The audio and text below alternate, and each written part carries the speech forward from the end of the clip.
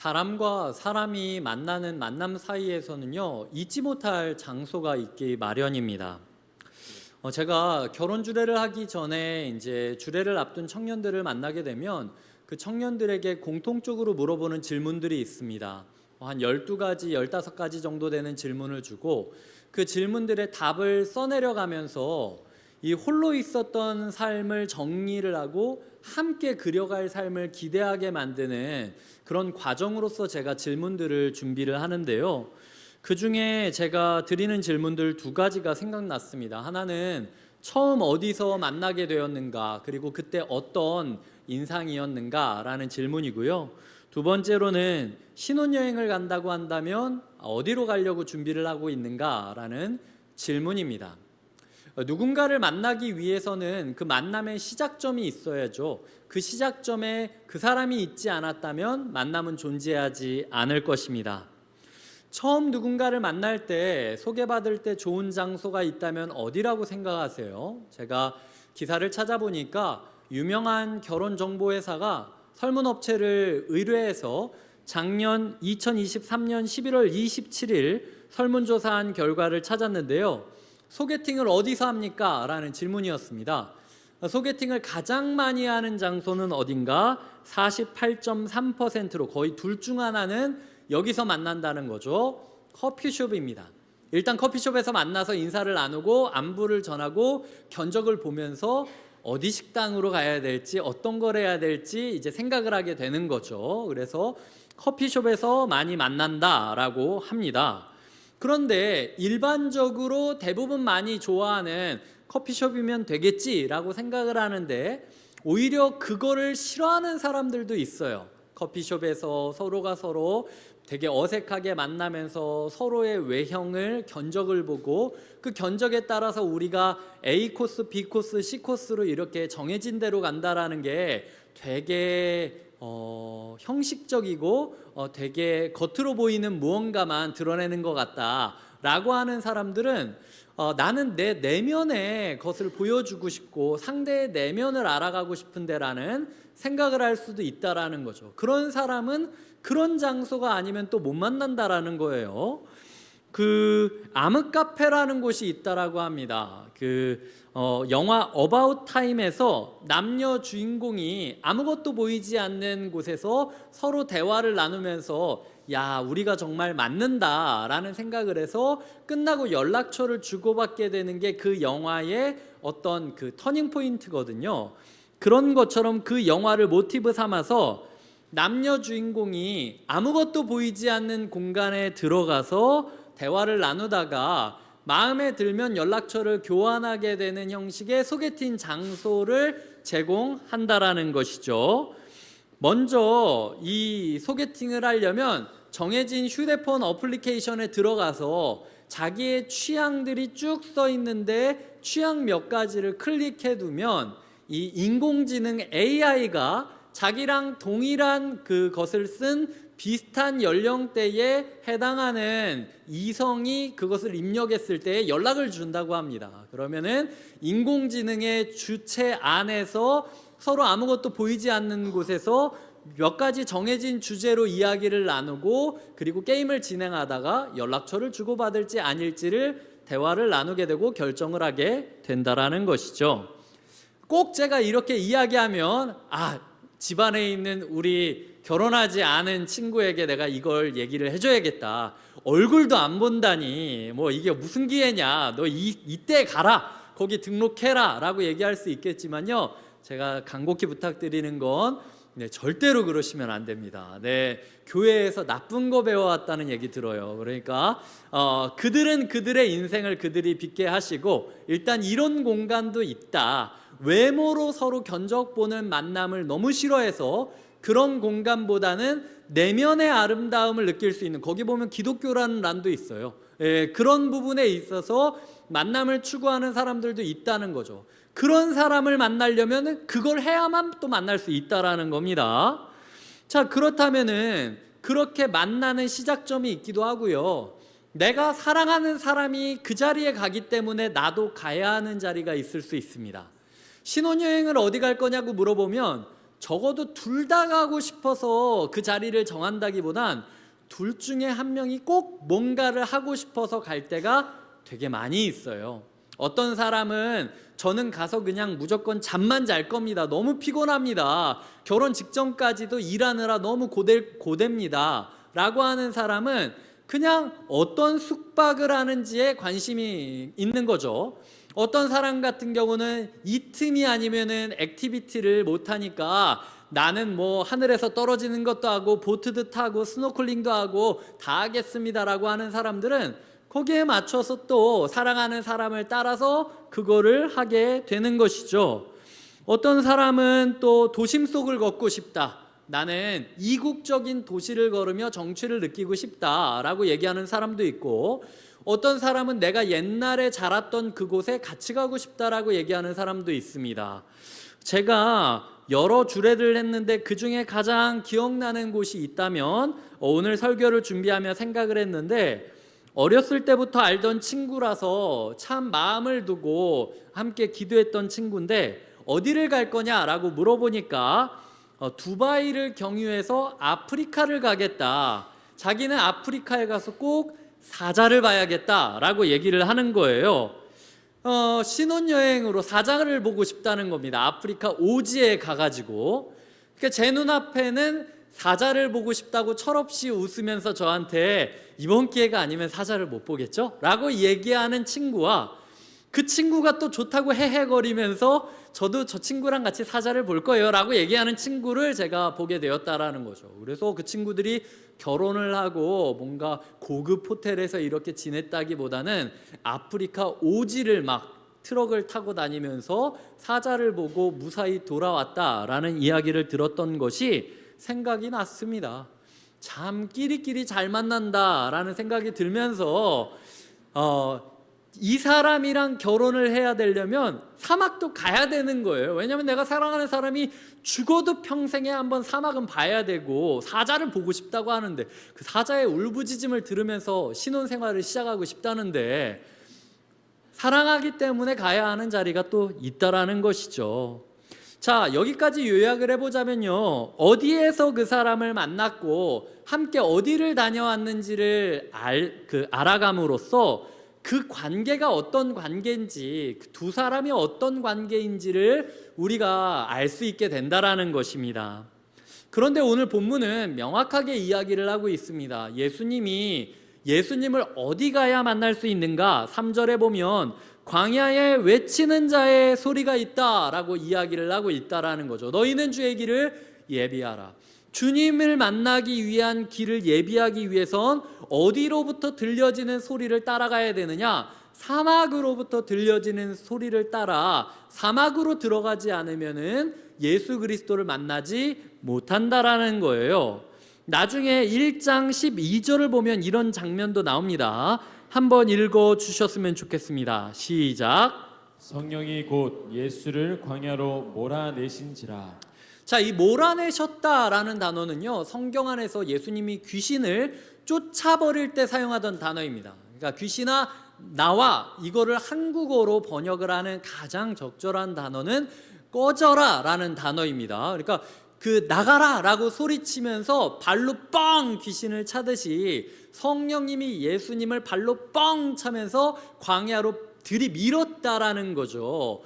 예수님을 만나기 위해서 들려지는 목소리도 사막으로부터 시작을 했고, 예수님이 세례를 받고 성령을 받자마자 성령이 예수를 발로 엉덩이를 빵 걷어쳐서 야, 사람들 오기 전에 너 빨리 광야로 가라고 이야기를 하는 모습을 보아 예수님을 만나려면 어디로 가야 되느냐? 명확한 건 광야가 아니면 예수님을 못 만난다라는 거죠. 아까 제가 처음에 이야기를 했듯 나는 외형으로만 서로 견적을 보면서 스펙을 보면서 결혼하는 건 가식적이라고 생각한다. 내면의 아름다움, 생각의 아름다움을 원한다. 이런 사람은 그 암흑 카페에서 소개팅을 해야 만날 확률이 높겠죠.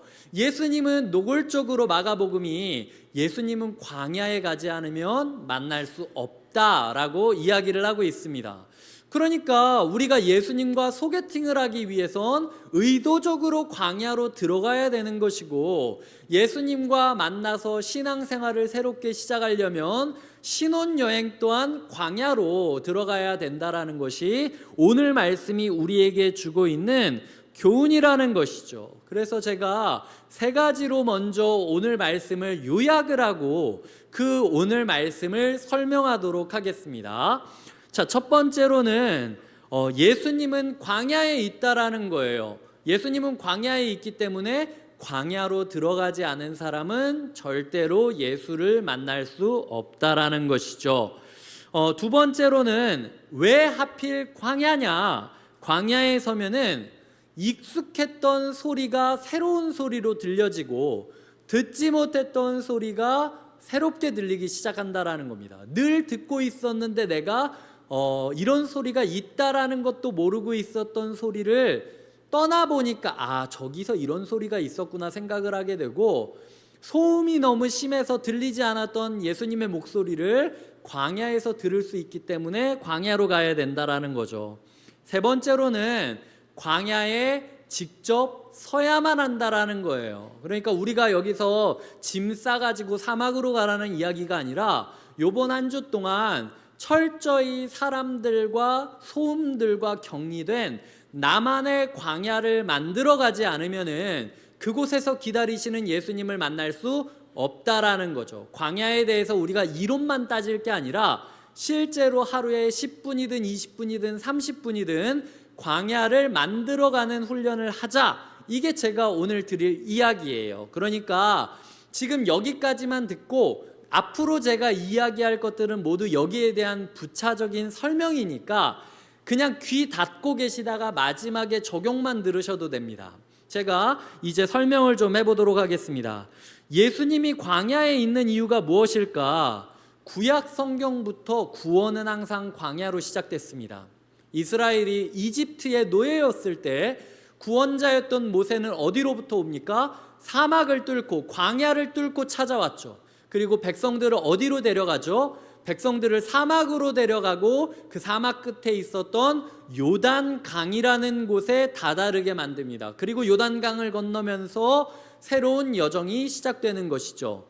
예수님이 오늘 말씀을 보면 어떻게 되는가? 세례 요한이 광야로부터 우리를 부릅니다. 광야에 메시아가 있고 구원이 있다. 광야로 와야 복음을 들을 수 있다. 그렇게 광야로 우리를 초대합니다. 광야로 우리를 초대한 세례 요한이 사람들을 어디로 데리고 가는가? 요단강이라는, 5절에 보면 요단강에서 세례를 받더라. 광야로부터 요단강까지 이끌어주는 거죠. 그곳에 누가 있었다? 예수 그리스도가 기다리면서 세례를 받으셨다라는 것이 마가복음이 그리고 있는 그림이라는 것입니다. 그렇기 때문에 뜬금없이 구원을 왜 광야로부터 가야 돼? 가 아니라 구약의 구원도 광야로부터 시작했듯이 신약의 구원도 광야로부터 시작한다라는 겁니다. 왜 광야인가? 당시 이스라엘 사회를 그렸던 사회상을 그리는 소설 가운데 한 소설 등장인물이 있습니다.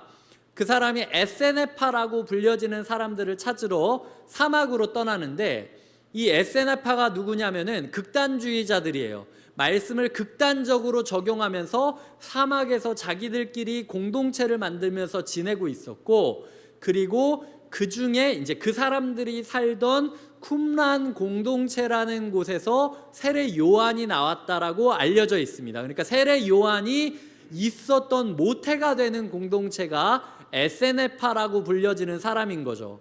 그 에세네파 사람을 만나러 가는데 이렇게 장면이 그려져 있습니다. 그 책의 두 글귀를 제가 읽어드리겠습니다. 첫 번째, 요세푸스라는 역사가에 따르면 새 회원은 일단 공동체 밖에서, 아마도 광야에서 1년 동안 그들의 삶을 따라야 했다. 그리고 나서야 비로소 2년에 걸친 시험이 허락되었다. 신입 회원은 3년이 지난 후에야 정회원이 되어 온전히 공동생활에 참여할 수 있었다. 이 에세네파라는 공동체 생활을 하기 위해서는 최소 3년간의 자격 시험이 필요했다라는 거예요. 1년은 정회원도 아니고 임시회원으로서 그냥 등록도 못하고 계속 따라다녀야만 했고, 2년 동안에는 등록 절차를 거치면서 네가 이곳에 어울릴지 안 어울릴지를 판단짓게 만드는 검증 절차가 필요했습니다. 되게 엄격했어요. 있던 재산 다 바쳐야 했고요. 3년 동안 거의 굶다시피 지내야 했습니다. 여태까지 지냈던 모든 부귀영화를 내려놓고 사막에서 사는 법을 배워야 했던 것이 그들의 삶이었어요. 이렇게까지 극단적으로 살 필요가 있냐? 그리고 이 소설에서 주인공이 만났던 사람이 누구냐면, 그 공동체 안에서 죄를 지어서 쫓겨났는데 일정 기한이 되기까지 사막에서 혼자서 사람들의 도움을 받지 않고 대화도 하지 않고 혼자서 자가격리를 하다가 기한이 차면 받아주겠다라는 거예요. 그러니까 사람들을 안 만나고 사막에서 혼자 있겠다라고 하는 극단주의자였습니다. 그 사람에게 어떻게 이렇게 가혹하게 지내는데도 신앙생활을 하냐라고 하니 이렇게 답합니다. 당신들은 우리의 가혹한 모습만을 봅니다. 다른 면은 보지 않아요. 사람들이 서로를 억압하고 착취하며 괴롭히는 이 세상에서 벗어나 사는 게 얼마나 큰 기쁨을 선사하는지 당신들은 모릅니다. 우리는 세상의 변혁을 기다리고 있어요. 우리는 이미 새로운 세상이 온 것처럼, 새로운 세상에서 사는 것처럼 살 뿐입니다. 그래서 전 재산을 다 바치고 가족들을 떠나 사막으로 가야 된다 할지라도 자기는 그 길을 걸어가겠다라고 얘기를 하면서 기꺼이 사막으로 들어갔던 사람의 자기 고백을 담는 것이 이 소설의 한 장면이 있습니다. 당시 사회가 예루살렘 성전에서 뜨겁게 예배를 드리고 있었고, 그리고 로마의 화려한, 그리스 로마 문명 화려하다라고 정평이 나 있지 않습니까? 로마의 화려한 문명 안에 있었던 때가 바로 이때였어요. 하지만 사람들에게는 갈증이 있었던 거죠.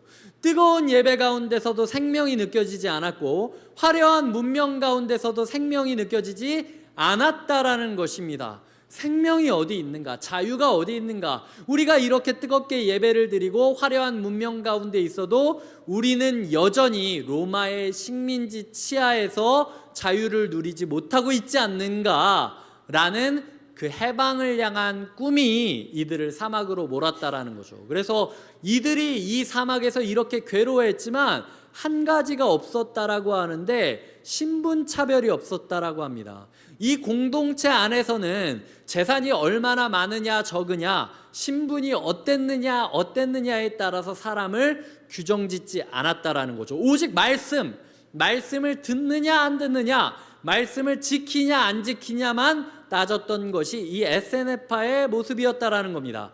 그것 때문에 그 하나를 붙잡고 사람들이 차별 없는 평등과 다가오는 소망을 보았기 때문에 예루살렘의 뜨거운 예배를 버리고 로마의 화려한 문명을 버리고 사막으로 모여들기 시작했다라는 거죠. 당시 사회 사람들은 이렇게 얘기했을 겁니다. 어쩔 수 없잖아. 당시 사회가 누군가 힘센 사람의 지배를 받으며 살아가는 건 어쩔 수 없는 일이었잖아. 우리 그냥 로마의 지배를 받고 있는 거야. 이거는 바뀌지 못해 라고 했던 걸 떠나서, 그럼에도 불구하고 아무도 차별하지 않고 행복할 수 있는 어떤 곳은 올 거라는 믿음 때문에 그들은 모든 걸 버리고 사막으로 모이게 되었다라는 것이죠. 그들은 사막에 있음으로써 내가 여태까지 있었던 세상이 얼마나 부조리했는지를 깨닫게 되는 것입니다. 제가 얼마 전에 보았던 영화 중에 존 오브 인터레스트라는 영화가 있습니다. 일부 예배 때는 아무도 본 사람이 없다라고 하지만 이 존 오브 인터레스트라는 영화를 보신 분이 혹시 계십니까? 네, 역시 나중에 꼭 보십시오. 저는 개인적으로 오래 본 영화 중에 가장 저에게는 충격적이었고 여운도 길었던 영화입니다. 이제는 영화관에서 거의 다 내려갔기 때문에 제가 얘기한다고 해서 별로 목사님 때문에 스포일러 얻었어요 이렇게 얘기할 일도 없고, 내용도 사실은 역사적 사실이기 때문에 너무 뻔한 얘기라서 그냥 이야기를 드려보려고 합니다. 이 조나단 글레이저 감독이 만든 영화인데요. 이 영화는 영화관에 들어갈 때 안내 문구가 있습니다. 이 영화는 감독의 의도에 따라 시작과 끝 장면이 암전 상태로 이루어집니다. 그렇기 때문에 왜 영상 안 트냐고 찾아오지 말라는 안내 문구가 있어요. 그래서 시작하고 끝날 때 아무 화면이 보이지 않고 소리만 나옵니다. 이게 이 영화를 감상하는 감상 포인트예요. 영화를 눈으로 감상하는 게 아니라 귀를 열어서 감상해야 된다. 그래서 105분 정도 되는 영화였던 것 같은데 100분 넘게 귀를 쫑긋거리면서 계속 도대체 이 장면에서 어떤 소리가 들리는가를 관심 깊게 보았던 것이 그 영화였습니다. 이 영화는 한 가족의 일상을 보여주는데요. 너무나도 단란하고 애틋한 가족입니다. 남편은요, 직장 생활이 너무 고된데도 불구하고 최선을 다해서 가족을 돌봐요. 밤마다 아이들을 재워주면서 동화책을 읽어주고요. 없는 시간 쪼개서 아이들이랑 여가 생활도 즐깁니다. 배도 타고 말도 타고 그러면서 같이 시간을 보내고 있는 거죠. 그리고 아내와 대화도 끊임없이 잘 됩니다. 힘든 상황에서도 아내와 밤마다 이야기를 하면서 의견을 나눠요. 아이들과 아내는 그런 남편 때문에 자기들이 행복하다라는 사실을 알고 있습니다. 그래서 남편의 생일이 됐을 때, 아버지의 생일이 됐을 때 구하기 힘든 작은 배를 이렇게 준비해줘서 그 배를 아버지 취미 활동에 사용을 하라고 이야기를 하고 아버지랑 같이 그 작은 배를 젓는 모습을 그리고 있다라는 것이죠. 그렇게 단란했던 가족이 갑자기 위기가 생깁니다. 아버지가 전근 명령을 받은 거예요. 기존에 있던 곳을 떠나 새로운 곳으로 전근 명령을 받았는데 아내가 남편한테 이렇게 얘기를 합니다. 난 여기 떠나기 싫다고. 여기는 내가 평생 동안 읽어왔던 천국과도 같은 곳인데 지금 내가 이 정원도 다 잘 가꿨고 이제 뭔가 완벽한 일상이 만들어지는데 여기를 떠나면 어떻게 하냐. 당신 서운하겠지만 혼자 가라. 이 관사에는 나랑 애들만 살게 편지도 쓰고 요청도 좀 하고 당신 갔다 올 때까지 내가 여기서 아이들 잘 키울 테니까 당신 혼자 기러기 아빠 되라 라고 이야기하는 게 그 아내의 이야기였어요. 되게 섭섭한 이야기인데 남편이 한참 고민하다가 아내가 너무 분노해가지고 나 여기 못 나간다. 여기는 나한테 천국이다. 도대체 이걸 왜 여태까지 나한테 속였냐 화를 내니까 남편이 그냥 아내 뜻을 따르겠다라고 하고 기러기 아빠가 돼서 혼자 근무지에서 지내게 됩니다. 한 1년 정도 지내다가 떠나보니까 그쪽에서 너무 일을 잘하고 남겨진 쪽에서도 이만한 사람이 없었다라는 평판을 받은 거예요. 그래서 다시 그곳으로 전근 명령이 이루어집니다. 기적 같은 일이죠. 1년 만에 다시 가족이 있던 곳으로 배정을 받아서 가족과 함께 전화를 하면서 아내한테 이제 드디어 내가 돌아가게 됐다. 나 아니면 사람이 없대. 거기다가 요번에 프로젝트가 시작되는데 내 이름을 걸고 프로젝트 이름을 지었어. 내가 그렇게 중요한 사람이고 당시 외국은 아내도 성을 공유했잖아요. 그러니까 나뿐만 아니라 당신도 함께 이뤄낸 업적이야 라고 이야기를 하면서 굉장히 해피엔딩으로 끝나는 영화가 바로 이 영화인 거죠. 문제가 있는데 문제는 그 가족이 살았던 천국과도 같은 관사가 아우슈비츠였다라는 것이고 남편 이름이 실명으로 나오는데 루돌프 프란츠 페르디난드 회스라는 겁니다. 이 회스라는 사람은 아우슈비츠가 생기는 데 있어서 지대한 공로를 가졌을 뿐만 아니라 아우슈비츠를 실제로 운영했던 그 아우슈비츠 수용소의 소장으로 지냈던 사람입니다. 근무지를 잠시 옮겼다가 1년 만에 돌아왔던 그는 회스 작전이라는 프로젝트를 진행하면서 매일 1만 명의 유대인들을 학살하는 역할을 하는 것이 그 영화가 그리고 있는 회스라는 단란한 아버지의 모습, 친절한 아버지의 모습이라는 것이죠. 그래서 영화에 보면 되게 건조하게 사업을 논의하듯이 그 막 사업을 이야기합니다. 이 굴뚝이 있는데 그 굴뚝을 중심으로 방을 2개를 만들면 한쪽 방에서 사람을 다 불태워서 죽인 다음에 그 온도가 식는 동안 옆방에서 불을 질러서 사람을 다 죽이고, 이게 식는 동안 이쪽이 또다시 식었으니까 여기에 사람을 바로 넣어가지고 죽일 수 있다. 그러니까 24시간 사람을 죽일 수 있는 이중구조의 소각장을 만들 수 있다, 가스실을 만들 수 있다라고 이야기를 하면서 되게 건조하게 사업 프로젝트를 진행하는 모습이 그려지고 있는 게 이 영화의 내용이었다라는 거죠. 제가 이해하지 못했던 건 이 관사를 떠나야 된다고 했을 때 이 아내가 남편한테 화를 냈다라는 겁니다. 여기가 내가 꿈꿔왔던 낙원이라고. 유대인들이 가스 수용소 들어가기 전에 벗었던 옷들, 그 안에 있었던 다이아몬드, 이런 것들을 내가 입어보고 껴보고, 그리고 유대인들 종처럼 부리면서 너 나 아니면 죽어라고 이야기를 하면서 가족들이랑 유대인들의 시체로 만들어진 비료를 뿌리면서 정원을 일구었던 그곳이 바로 그들에게 있어서 천국이었다라고 이야기하는 그 장면. 영화 내내 벽이 보여요. 하지만 벽 뒤에서 무슨 일이 일어나는지는 한 번도 보여주지 않습니다. 소리만 들릴 뿐이에요. 대사의 큰 소리 이면에 작은 소리로 총 쏘는 소리, 비명 지르는 소리, 호통치는 소리, 구타당하는 소리, 그리고 가끔가다 이명 소리처럼 우웅 이라면서 그 소각장, 사람을 태우는 그 소각장의 우웅 소리가 계속해서 들립니다. 그 소리가 저에게 멀미를 일으킬 정도로 굉장히 불쾌한 영화였어요. 결국은 너무나도 단란한 가족의 일상을 꾸렸지만 그럼에도 불구하고 그들은 벽 너머의 학살을 철저하게 외면하고 있었다라는 모습을 그리고 있는 것이 그 감독이 말하고 싶었던 모습이었다라는 것이죠. 교회 안에서 기도 제목을 받거나 한다 보면 행복한 삶을 위해서, 우리 가족의 행복을 위해서 기도 제목을 줄 때가 굉장히 많아요. 그게 나쁘다라고 이야기하는 거 아닙니다.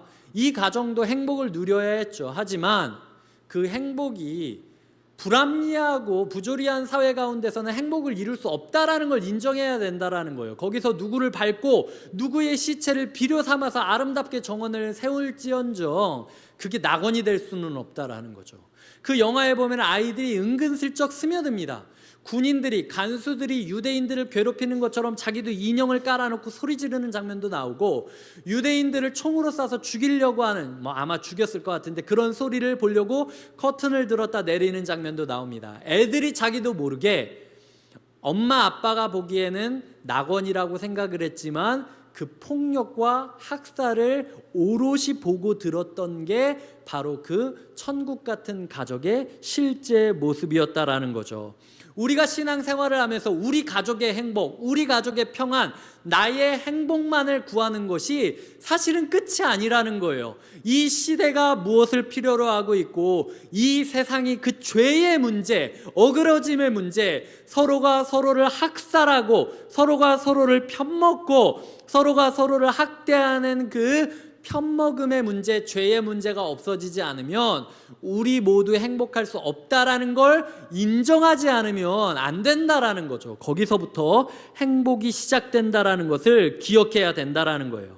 이걸 알았기 때문에 사람들이 예루살렘을 떠나 로마를 떠나 광야로 다 나아갔다라고 이야기하지 않습니까? 5절에 보면은 온 유대 사람 지방과 예루살렘 사람이 광야에 있던 세례 요한에게 다 나아갔다라고 이야기를 하고 있다라는 거죠. 자기의 죄를 죄복했다라는 거예요. 내가 죄 없다라고 생각했는데 나도 이 아우슈비츠의 간수 가족처럼 이 어그러진 세상에서 나만 잘 살면 되지라는 마음으로 살아왔던 나의 죄를 고백하는 것이 그들에게 하나님 나라 천국 복음을 주는 시작점이 되었다라는 것이 그들이 광야로 향했던 길이라는 것입니다.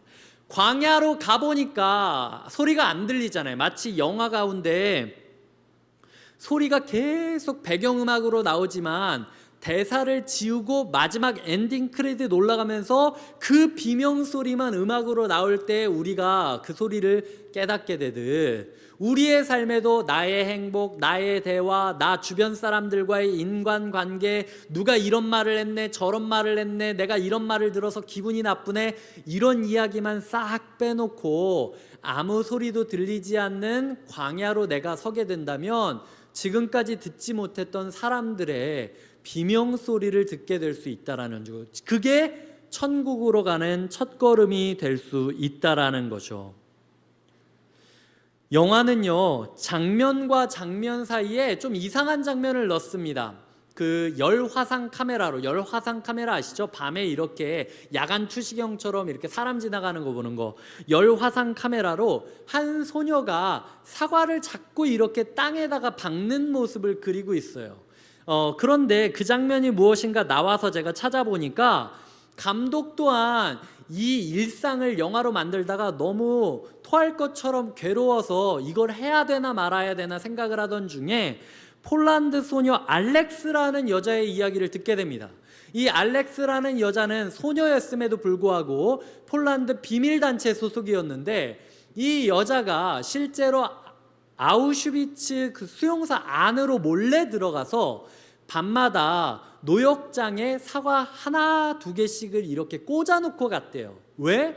사람들이 이렇게 고되게 노역을 하다가 신선한 사과 하나가 땅에 박혀 있는 것을 보고 누군가가 나를 생각해주고 있구나, 누군가 나를 걱정해주고 있구나, 누군가 나를 위하여 이 사과를 여기에 꽂는 모험을 했구나, 포기하지 말라고, 이 신선한 사과를 먹으면서 희망을 잃지 말라고 라는 실화가 있었다라는 거예요. 그래서 의도적으로 이 아빠가 아이들에게 동화를 읽어주면서 막 헨젤과 그레텔 얘기를 하고 동화를 읽어주는 그때에 열화상 카메라로 보이지 않는 깜깜함 속에서도 사람의 온기가 느껴지는, 그래서 밤중에 움직이는, 아무도 보지 않는 곳에서 움직이는 여자아이의 몸짓인데 그가 꽂는 사과와 그의 모습엔 온기가 느껴진 채로 화면이 그려지게 되는 게 그 감독이 얘기하고 싶었던 거죠.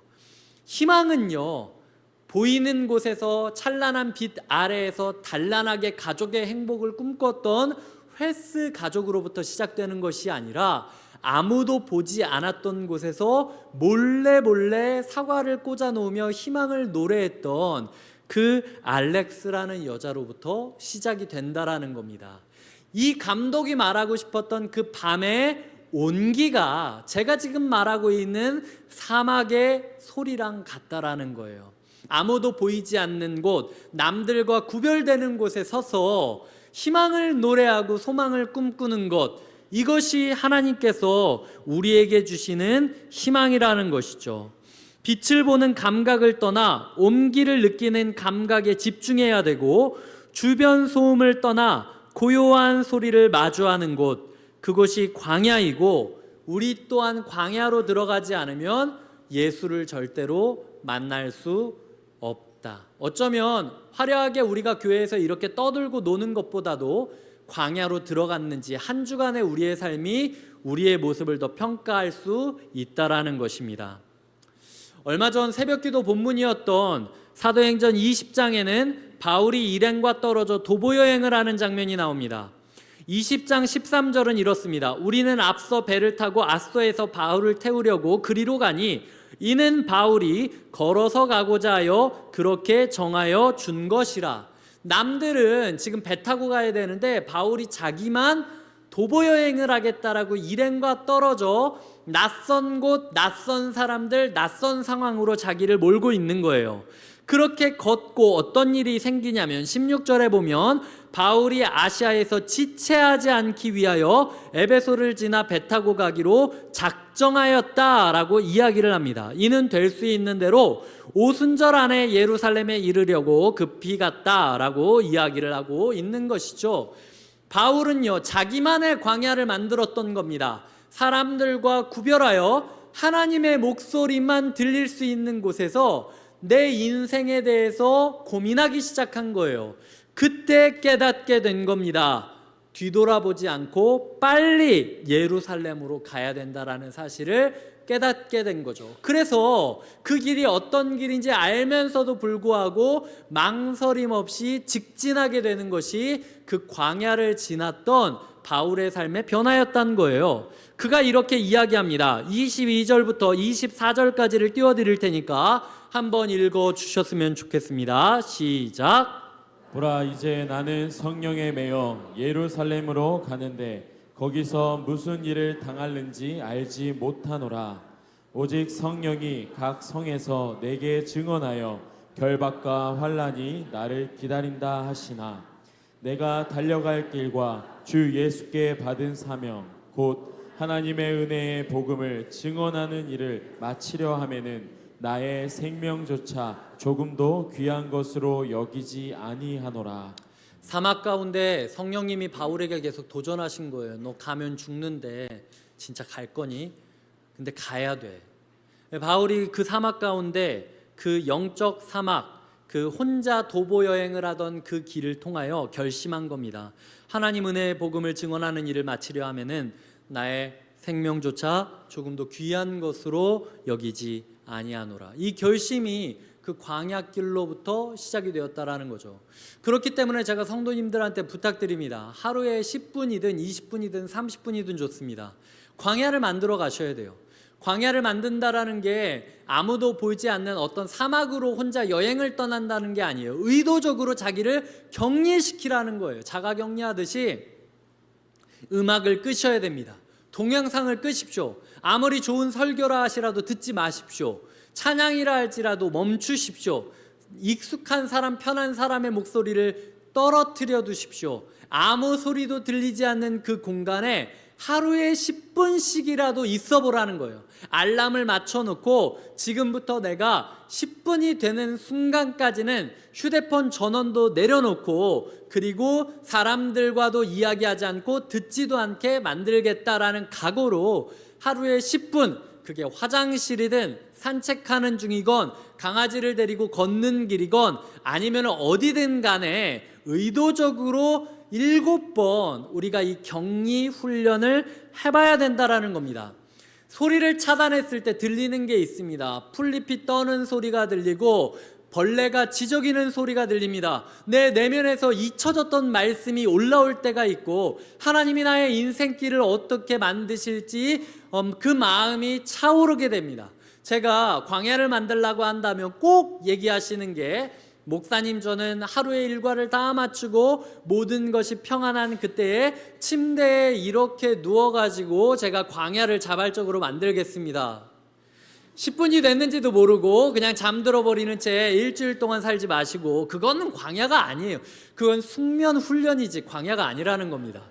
우리가 광야를 의도적으로 만드는 것이 필요하다라는 거예요. 그래서 우리의 삶의 그 광야를 7번 만들어 보고 그 7번 가운데 하나님께서 우리에게 어떤 말씀을 하시는지를 깨달아 보아야 된다라는 거죠. 그게 오늘의 숙제입니다. 7번 동안 하루에 한 번씩 10분이라도 우리가 이런 모습을 만들어 가야 된다는 거죠. 말씀을 맺겠습니다. 최종원이라는 분은 이렇게 이야기를 했습니다. 어떤 도움이나 유의미한 소통을 기대할 수 없는 공간, 위험과 결핍, 단절의 공간이기 때문에 그곳에서 살아남기 위해서는 감각을 예민하게 유지해야 한다. 무엇을 듣는지, 무엇을 보는지, 무엇을 먹는지가 생존과 관련되기 때문이다. 침묵은 단순한 말의 부재가 아니라 적극적인 귀 기울임이다. 짙은 어둠 속에 비추는 빛이 더 강렬한 법이다. 이처럼 스스로를 더 깊은 고독과 어둠 속으로 던질 때 더 작고 세미한 소리도 예민하게 들을 수 있다. 어쩌면 하나님은 침묵하시는 것이 아니라 늘 거기 계시며 말씀하시지만 우리가 소음에 갇혀 듣지 못하고 있는지도 모른다. 인간은 계속해서 세상의 소리, 소음을 만들어낸다. 그 소음이 하나님의 소리를 가리는 현실에서 광야는 하나님께 온전하게 집중할 수 있는 예기치 않은 은총의 공간이다. 그렇게 말할 수 없는 탄식 같은 깊은 침묵은 그 어떤 부르짖음보다도 간절한 기도이다 라는 글이었습니다. 교회는요, 침묵을 통해 만들어진 광야에서 마주한 예수 그리스도, 그 예수 그리스도를 함께 만난 이들과 걷게 되는 사람들의 모임입니다. 삶을 단절하고 감각을 예민하게 만드셔야 돼요. 그 감각을 예민하게 만들 때 눈으로 보던 영화가 귀로 듣는 영화가 되면서 새로운 현실을 깨닫게 되듯이, 백성들은 세례 요한을 만나기 위하여 일상을 끊고 광야를 향하게 되었고, 그 광야에서 요단강으로 가 예수 그리스도를 만나게 되었다라는 것입니다. 광야는요, 전후좌우 길이 없기 때문에 오히려 길이 열릴 수 있는 곳입니다. 인생길을 놓고 이 길이 맞냐 저 길이 맞냐 생각이 되시고 고민이 되십니까? 광야에 서면요, 내 길을 다 지우게 됩니다. 내 길을 다 지울 때 예수 그리스도의 길을 볼 수 있게 되는 거예요. 오늘 본문 3절을 보면 주의 길을 예비하라. 광야에 서서 길을 잃어봐야만 예수 그리스도의 길이 보이게 된다라는 것이죠. 주님께서 가자고 하는 어느 방향이든 걷겠다라고 하는 준비를 하는 곳이 바로 광야입니다. 침묵 속에서 내가 그려왔던 미래의 플랜을 지우십시오. 그때 주님을 만날 수 있고, 그 언젠가도 생각해보지 못했던 창의적인 인생길이 열릴 겁니다. 그것이 바로 광야, 만남의 길. 광야는 만남입니다. 복음과 만나는 곳, 예수님과 만나는 곳, 함께 예수의 이름으로 걷는 이들과 만날 수 있는 광야에 서시는 한 주 되시길 주님의 이름으로 축복드리고 부탁드립니다.